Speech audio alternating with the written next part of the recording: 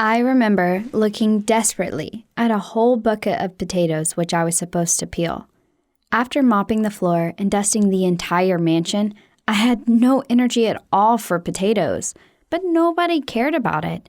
I began to peel one potato after another, thinking about how I ended up living such a life. A few months ago, I was enduring humiliation in an orphanage, and it seemed to me that things couldn't be worse. And then I got to a foster family. From that day on, I not only endured bullying, but also served the foster parents and the stepsister. Hello, everyone. My name is Leah, and one day I became a servant in a foster family. One can safely call me Cinderella, but there was no prince on a white horse who was supposed to save me, and I didn't have a fairy godmother, so there was no way I could get to the magic ball. The ball in my fairy tale was a school disco, which I really wanted to go to.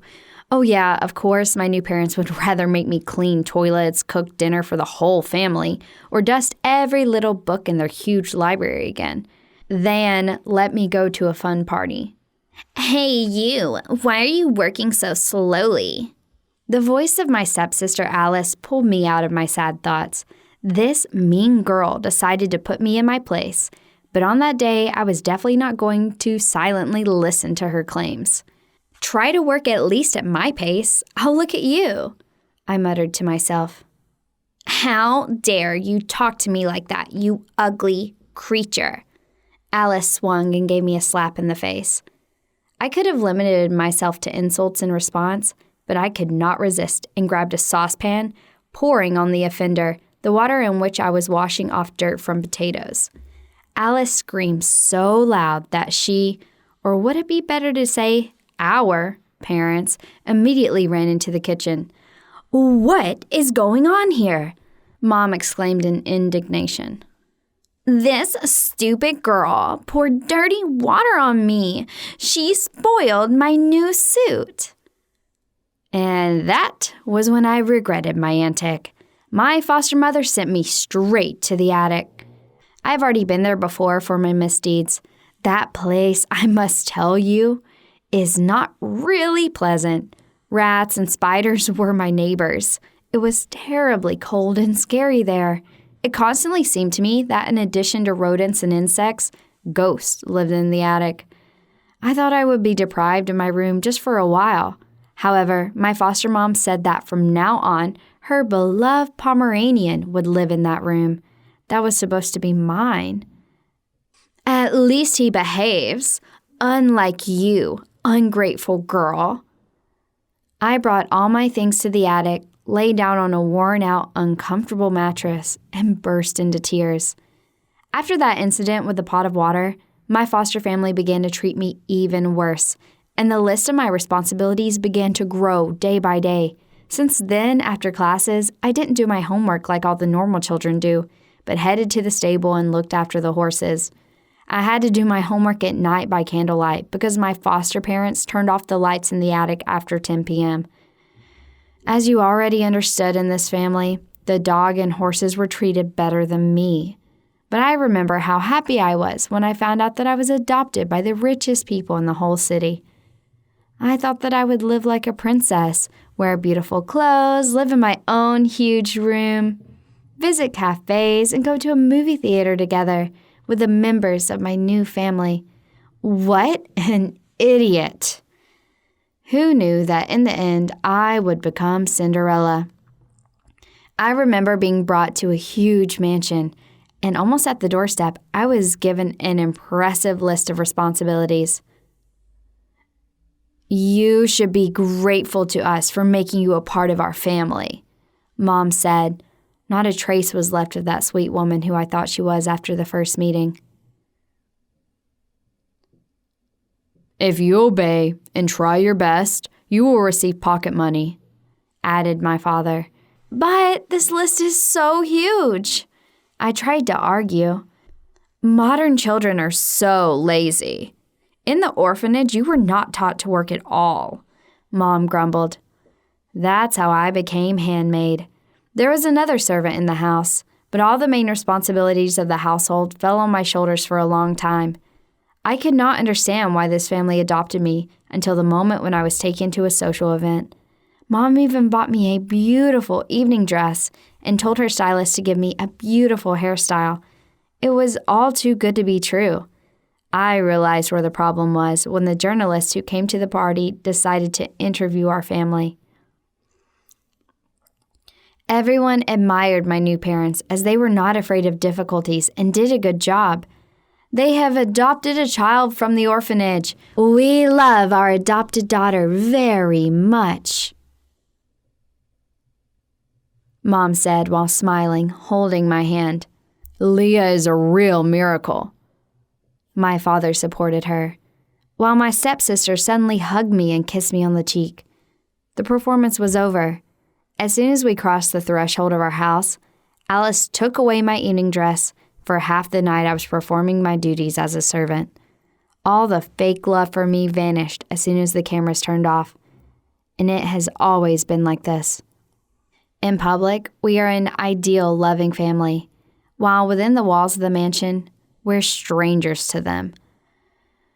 I became just a way to raise their status in society, impeccable reputation, and help them to sign lucrative contracts, while I had no right to say a word. What if I blurt out something inappropriate and everyone would understand that our friendly family was just a theater? As soon as I rebelled and tried to defend my right to a normal life, I immediately heard threats directed towards me. I would ask, "What about the pocket money that I was promised for my good behavior?" Yes, I got it, but the whole amount was spent on fines. My parents fined me for every mistake I made, as if I was their subordinate and they were my bosses. As soon as I accidentally dropped something, someone from my new family would immediately show up and voice the amount that I had to pay for my clumsiness. And one fine day, thanks to the fact that Alice tripped me up, I dropped the tray of food on the brand new white carpet. It was impossible to wash that carpet, and I was fined so that during the next year, I could not even dream about any pocket money. This was how my life in a luxurious mansion looked like. Why didn't I run away, you ask? The answer is simple. Here, at least I had a roof over my head and food. If I had escaped, I would have neither the former nor the latter. The threats from my father and mother frightened me even more. These heartless people promised to go to the ends of the earth to get me if I dared to run away, and reminded me that in the whole world nobody needed me at all, and I should have been grateful to them for my kindness. And I should have been grateful to them for their kindness. Maybe I would have continued to endure all this if one day a new family had not moved into the neighboring house. These were the Browns, an elderly couple with 2 children about my age. They turned out to be very nice people. They came to visit us and brought homemade apple pie. My parents pretended to be hospitable and invited the new neighbors into the house for tea. Alice and I were also invited. The elderly couple began to talk about their adopted children, while my parents started telling all over again about how lucky they were to have me and how happy I was with them. "You are very lucky to be a part of this family," Mrs. Brown told me. "Yes," I answered and smiled reluctantly. It was disgusting to watch the theatrical performance of my parents again. When the Browns left, my parents threw the leftover pie in the bin. Fancy that they're so greedy that they brought not expensive delicacies, but a cheap pie. Mom rolled her eyes and waved her hand, pointing to the trash can. "Leah, take this pie out of the house." I had to obey. I went outside and walked to the trash cans. During this short walk, I was longingly thinking about how much I would like to get a family with kind people like the Browns, but I had no choice, so I had to return to my hellish family. "Leah," a woman's voice was suddenly heard behind. I turned around and was surprised to see Mrs. Brown. She seemed to be waiting for me. The woman came up to me and gently touched my shoulder. "I notice that you do not have a very good life in this family." I have never been as scared as then. My parents forbade me to tell the truth, but I could no longer lie all the time. I felt very bad and no one could help me. What if I got a chance to be saved at that moment? Yes, I have a very hard life. They made me a servant and treated me very badly. I confessed and burst into tears. Mrs. Brown hugged me and said that I shouldn't endure this. But what should I do? I have nowhere to go. If I don't obey, they'll kick me out. You may come to us. We will always be glad to see you. I couldn't believe my ears. Life has taught me not to expect anything good from people, but the Brown family turned out to be wonderful. Mr. Brown was a businessman and his wife was a teacher. She was well versed in child psychology. That's why she immediately realized that something was wrong in my behavior. The Browns were raising 2 adopted children, Michael and Nancy, who were very much loved. At first, I was wary of my new acquaintances. After classes, I went to their house for a while, and we all drank tea together like one friendly family. Frankly, my parents did not like the fact that I began to come home late because I had a lot of household chores. They didn't know what exactly made me come late, but the very fact of me being late really drove them crazy. "Now you were under house arrest," my father declared one day. "No," I replied boldly, giving him a rebuff for the first time. "What did you just say? What you heard?" I was less and less afraid of my foster family because Mrs. Brown's support gave me the power to stand up for myself. I really wanted to take revenge on my family for all the humiliation that I experienced within the walls of that ill-fated mansion. Once I intentionally put salt instead of sugar in my father's coffee and burned Alice's favorite blouse with an iron. I didn't wash my mother's car as she ordered, but threw eggs into it instead. My parents tried to punish me. They threatened me with finesse and became really terrible, but I didn't care anymore because I was not alone. The Brown kids, Michael and Nancy, supported me in my rebellion. Once they even helped me to shower our entire mansion in toilet paper. You should have seen my mother's face when she went onto the yard. "What's been going on with you lately?" she shouted, being beside herself with anger. "You are such an imprudent and ungrateful girl. We gave you a new, happy life. You only spoiled it. I can't communicate with you anymore. I don't have normal clothes, and I have to live in the attic. Is that what you call a happy life?" "Of course. Have you forgotten how you lived in an orphanage? We can refresh your memory." Making me return to the orphanage was their favorite way of manipulation. And before, I was terribly scared of it. Even the attic didn't seem as creepy as the orphanage.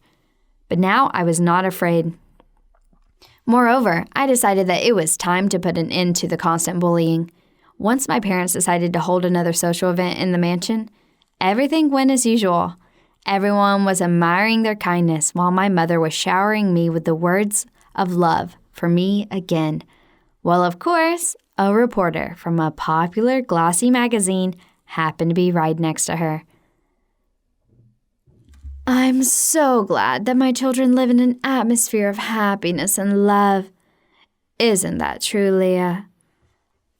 She gave me a dazzling, loving mother smile. What an actress. Turning to the camera, I blurted out the following. "No, it's not true. It's all lies. These people treat me like a slave. I am scrubbing their mansion all day, and all I get in return is threats and beatings." Dead silence suddenly rang in the hall.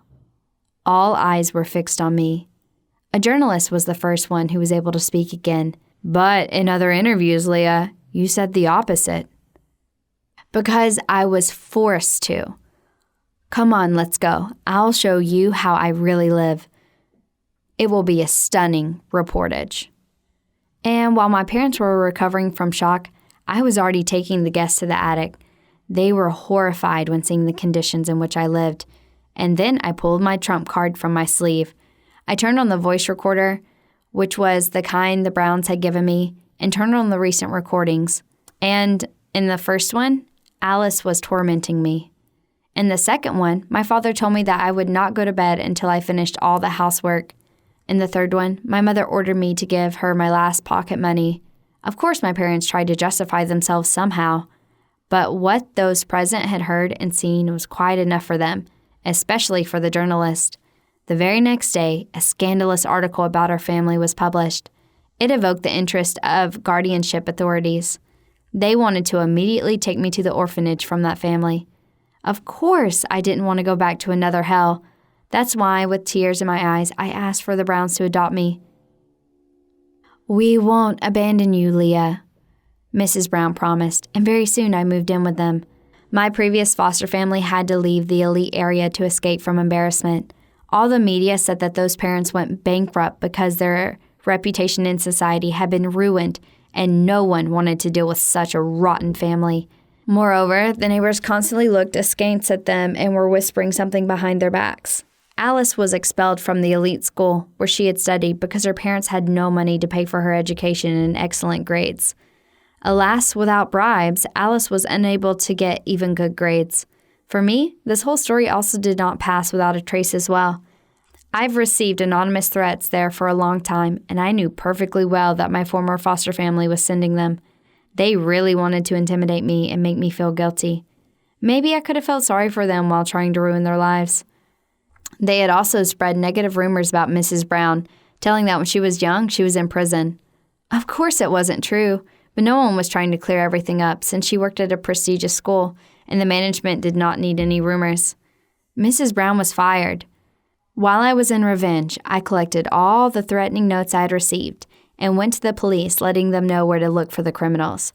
The police managed to establish that my former foster parents were really behind these threats. Now they're in big trouble. They will never be able to wash this dirt off themselves again. Does my conscience bother me? No. They made me unhappy for years, were tormenting me, and considered me a lesser being. And now I'm happy, thanks to Mrs. Brown and her family. What would you do if you were in my shoes? Give your answers in the comments. Click on the thumbs up button below the video and share it with your friends.